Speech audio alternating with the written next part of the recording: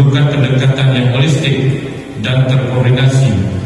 Kita harus bekerja secara sinergis, baik antara pemerintah pusat dan daerah, maupun dengan berbagai pemangku kepentingan lainnya.